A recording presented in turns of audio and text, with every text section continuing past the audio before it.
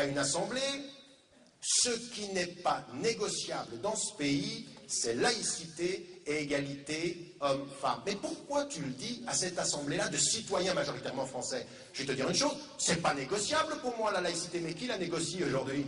Qui est en train de dire qu'il faut changer la loi de 1905? Qui est en train de nous raconter qu'après qu'on nous ait dit vous n'êtes pas intégrés, qu'on est en train de prouver, non, qu'on est en train de prouver dans ce pays qu'on est intégré? Je suis désolé, la majorité de cette salle, c'est des gens qui sont intégrés à la loi de 1905. Et on dit, est-ce qu'il ne faudrait pas changer la loi? Mais ça gêne qui la loi maintenant?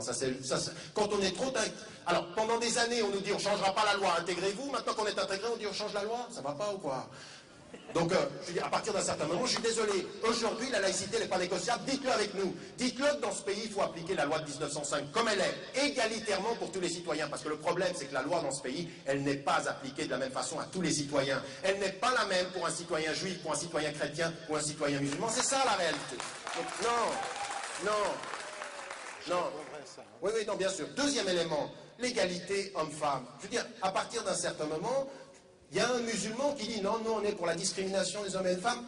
Il y a un certain nombre de principes. Alors de deux choses l'une, soit on pense que l'islam est intrinsèquement, c'est-à-dire contre les femmes, soit on comprend aujourd'hui qu'il y a des femmes dans ce pays.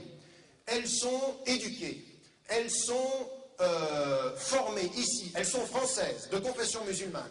Elles peuvent porter le foulard ou ne le portent pas. Elles sont contre Nike, elles ne vont pas à McDonald's, elles se refusent qu'on marchandise leur corps, et quand on les regarde peut-être avec leur foulard, on dit « mais vous êtes soumises quand même ». Mais qui décide du modèle de liberté des femmes dans ce pays? Je suis désolé, moi je vois des femmes qui peuvent porter le foulard ou non, qui sont 3 fois plus libérées en matière de rapport à la marchandisation, de rapport à la représentation féminine. Il faut aussi l'entendre ça. Mais ça ne veut pas dire qu'il faille baisser pavillon en face d'un autre type de discours qui, au nom de l'islam, on accepte que des femmes soient contraintes à porter le foulard, on est contre. Qu'au nom de l'islam, il y ait des personnes qui soient contraintes au mariage, on est contre.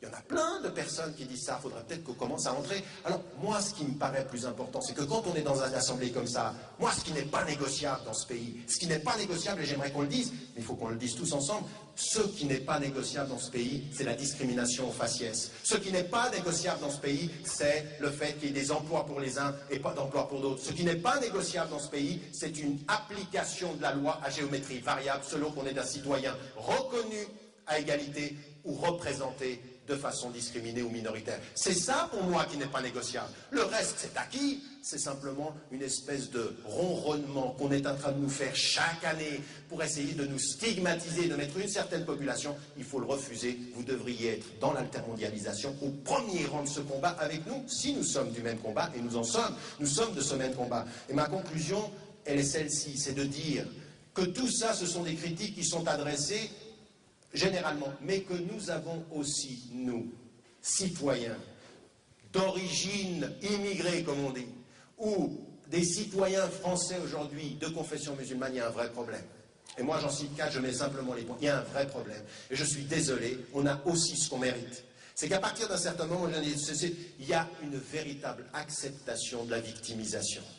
Il y a une acceptation de la victimisation, on ne nous aime pas, il y en a marre de ça. Je veux dire, aujourd'hui, soit on est des citoyens accomplis, il y en a plein ici, le rapport à l'État dans ce pays, à l'autorité locale, c'est le droit. J'ai des droits dans ce pays, point à la ligne. Il n'y a pas de citoyenneté minoritaire, vous allez accepter mes droits et il faut le poser comme tel.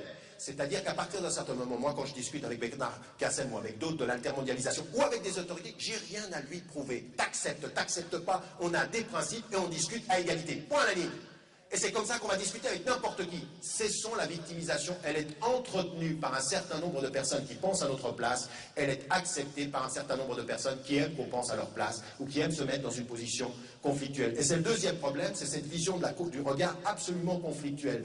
On n'est plus musulman quand on est contre le français. Ça, c'est n'importe quoi.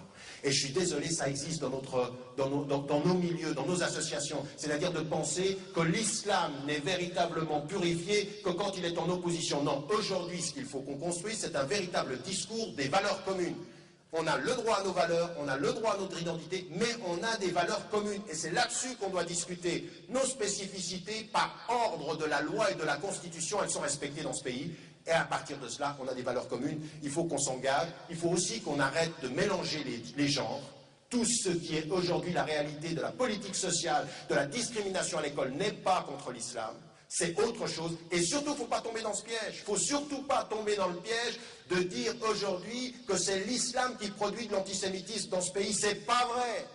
La réalité de l'antisémitisme et qui est produit aujourd'hui des jeunes désœuvrés, c'est des politiques sociales qui laissent des gens laissés pour compte et qui ne leur donnent absolument pas une identité personnelle qui soit digne et reconnue par ce pays. Alors on produit des tranchées, puis après on s'inquiète, on dit ça doit être l'islam. Non, c'est des politiques sociales qu'il faut pointer du doigt. Il ne faut pas tomber dans le mélange des genres que parfois le gouvernement nous pousse à faire. Et puis tout cela, c'est cela qui doit nous engager à des valeurs communes. Comprendre que là, nous sommes dans l'enrichissement. Parce que moi, je pense une chose, dans le combat d'années et d'années que Bernard Cassem, que d'autres ont eu, attaque tout le mouvement intermondialiste, c'est une énorme chance que des citoyens de confession musulmane rejoignent ces rangs. Ce sera intellectuellement riche et intellectuellement sain.